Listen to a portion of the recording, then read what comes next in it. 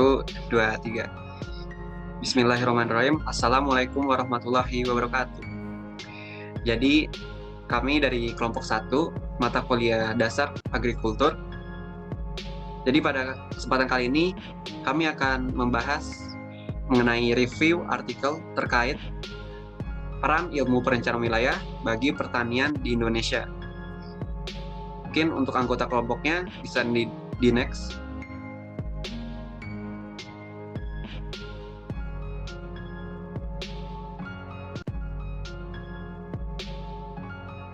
Nah, yang pertama ini ada Aditya Abibanyu dengan NIM akhir 051, kemudian ada Nur Fitriana Tiaskasari dengan akhir NIM 055, selanjutnya ada Izudin Ahyar dengan akhir NIM 061, dan saya sendiri Fadil Ludani Ulinuha dengan akhir NIM 071.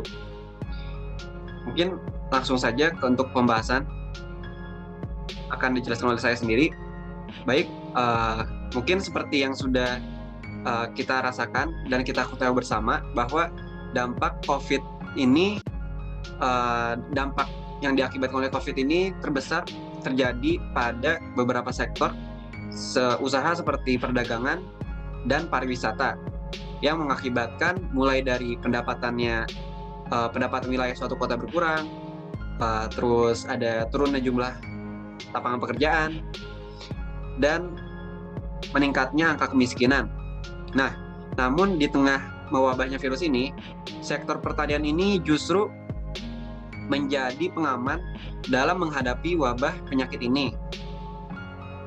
Pangan menjadi kebutuhan prioritas yang harus dipenuhi bagi seluruh masyarakat, sehingga kegiatan produksi pertanian ini, khususnya di masa pandemi COVID-19, harus tetap berjalan.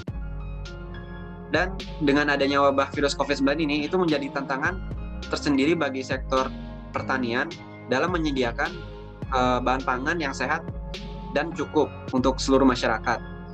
Nah, selain sebagai tantangan bagi sektor pertanian, wabah COVID-19 juga ini sebagai menjadi tantangan bagi para planner atau perencana. Jadi diharapkan para planner itu membuat perencanaan yang tepat untuk menghadapi hal tersebut dalam sektor pertanian. Nah, jadi langsung saja, untuk sektor pertanian merupakan sektor yang berperan penting dalam pembangunan dan pemulihan ekonomi. Nah, pembangunan pada sektor pertanian ini akan memberikan berupa sumbangan terhadap perekonomian daerah, yaitu PDRB atau pendapatan domestik regional bruto, dan menyediakan lapangan pekerjaan serta dapat meningkatkan pendapatan masyarakat.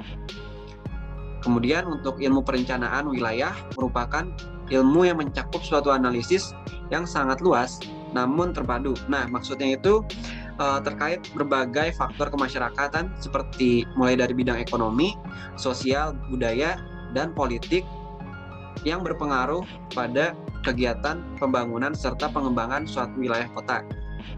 Nah, menurut Undang-Undang Nomor 26 Tahun 2007 tentang penataan ruang ini menjelaskan bahwa kawasan agropolitan adalah kawasan yang terdiri dari satu atau lebih pusat kegiatan pada wilayah perdesaan atau rural sebagai sistem produksi pertanian dan pengelolaan sumber daya alam yang ditunjukkan oleh adanya keterkaitan yang fungsional dan hierarki keruangan satuan sistem permukiman dan sistem agrobisnis. Nah, pada pendahuluan jurnal yang berjudul Analisis Pengembangan Kawasan Agropolitan Berbasis Tanaman Pangan di Kabupaten Malaka atau yang bertempat di Provinsi Nusa Tenggara Timur (NTT), ini membahas mengenai salah satu cara alternatif dalam mempercepat pembangunan untuk meningkatkan pendapatan masyarakat melalui pertumbuhan ekonomi. Nah, mungkin bisa di next.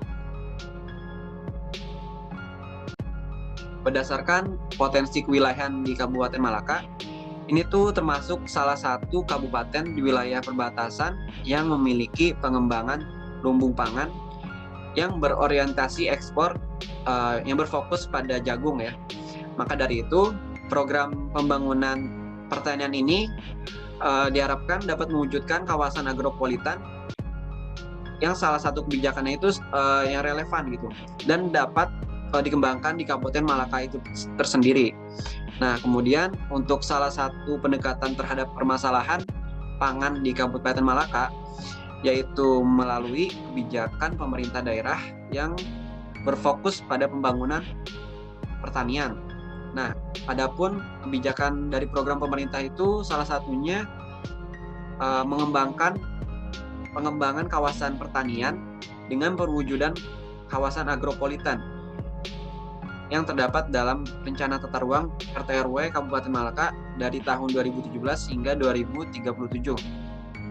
Nah, sehingga hal ini tuh diperlukan analisis identifikasi sebaran komoditas unggulan dan wilayah pengembangan kawasan tersebut berdasarkan ketersediaan sarana dan prasarana serta mengidentifikasi karakteristik suatu wilayah tersebut.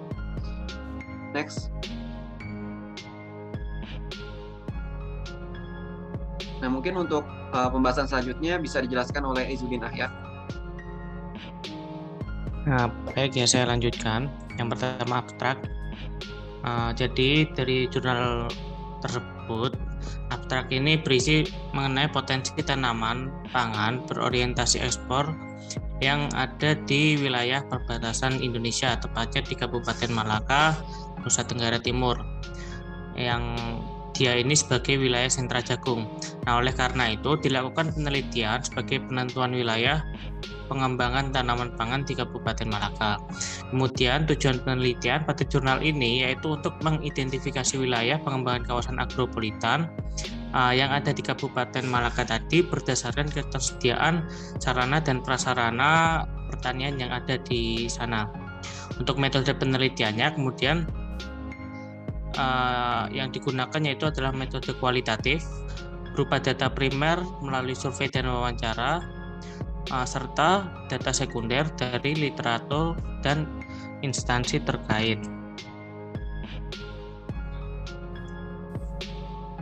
Nah, lanjut. Nah, kemudian untuk teknik analisisnya yang digunakan dalam penelitian ini adalah analisis location question atau LQ dan analisis shift share atau SSA untuk mengidentifikasi sebaran komoditas unggulan dan analisis skalogram untuk mengidentifikasi sentra komoditas unggulan pertanian berdasarkan ketersediaan sarana dan prasarana yang ada di lokasi. Nah, kemudian untuk identifikasi pengembangan kawasan agropolitan berdasarkan pada ketersediaan fasilitas dan infrastruktur pertanian yang ada menggunakan metode skalogram. Nah, jadi skalogram ini merupakan analisis kemampuan pelayanan suatu daerah yang ada pada masyarakat. Lanjut.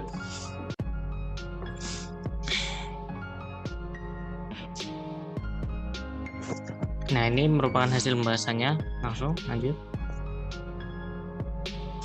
Nah, di sini terdapat tabel hasil analisis nilai LQ dan DS yang ada pada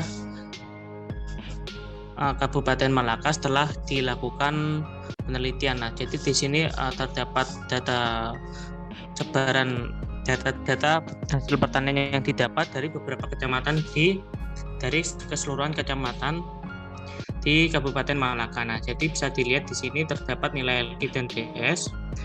Nah, apabila nilai LQ ini bisa di atas 1 dan nilai DS positif, nilai ini dijadikan acuan sebagai salah satu komoditas unggulan pertanian yang ada di wilayah tersebut.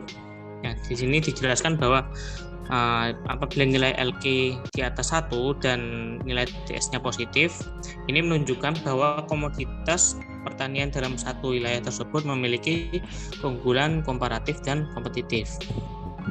Yes.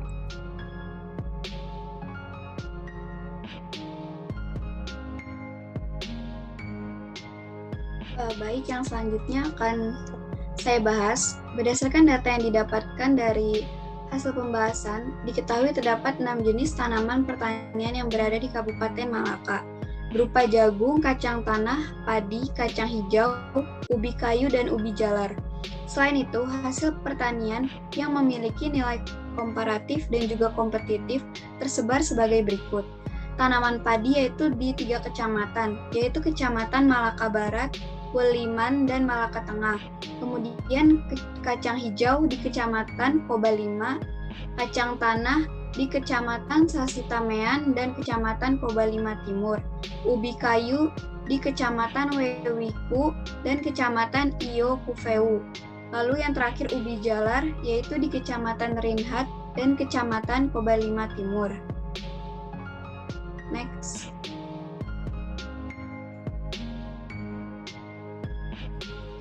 Dari data yang didapat pada tabel 1 jurnal tersebut, diketahui bahwa komoditas pertanian yang paling banyak dan juga memiliki nilai komparatif dan kompetitif di Kabupaten Malaka adalah jagung, yang paling banyak tersebar di 5 kecamatan. Lalu 5 kecamatan itu masuk menjadi kawasan agropolitan yang dapat dikembangkan. Hal ini dilihat dari nilai Indeks Pembangunan Wilayah atau IPW yang cukup tinggi dan ketersediaan fasilitas yang ada dihitung melalui proses skalogram dengan nilai analisis LQ lebih besar dari 1 dan DS harus bernilai positif. 5 kecamatan itu yaitu Kecamatan Wewiku, Kecamatan Rinhat, Kecamatan Botin Leobel, Kecamatan Malaka Timur, Kecamatan Kobalima Timur. Next.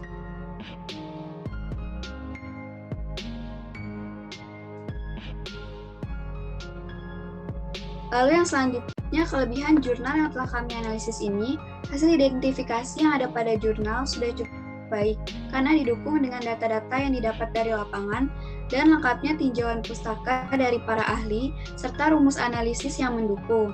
Lalu ada kekurangan jurnal, data berupa angka dan rumus yang disajikan membuat pembaca tidak dapat langsung memahami dengan sekali membaca. Ada juga istilah dalam bentuk singkatan yang dijelaskan secara minim pada jurnal ini. Next.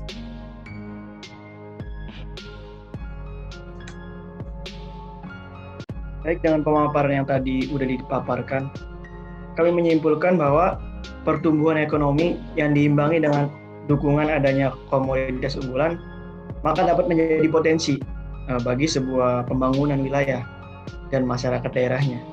Dengan begitu, dan juga menggunakan metode skalogram, kita dapat mengetahuinya dan bisa didapatkan bahwa pusat-pusat hierarki pertumbuhan pertanian di Kabupaten Malaka merupakan kabupaten yang memiliki ketersediaan fasilitas yang ada. Kemudian, kriteria pusat pertumbuhan suatu wilayah adalah sebagai daerah yang cepat tumbuh dengan mempunyai interaksi yang kuat dengan wilayah belakangnya dan memiliki sektor unggulan. Tentunya wilayah ini mempunyai sebuah jenis dan jumlah fasilitas umum yang relatif paling lengkap akan menjadi pusat suatu pertumbuhannya. Berdasarkan hasil analisis skalogram, diperoleh bahwa hasil wilayah pengembangan agropolitan adalah Kecamatan Wewiku. Oleh karena itu, kondisi ini diharapkan semakin menguatkan Kabupaten Malaka sebagai wilayah sentra komoditas jagung di wilayah perbatasan.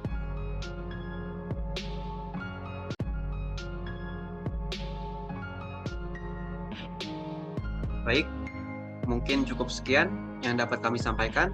Apabila terdapat kesalahan maupun ketidaksengajaan, mohon dimaafkan. Terima kasih. Wassalamualaikum warahmatullahi wabarakatuh.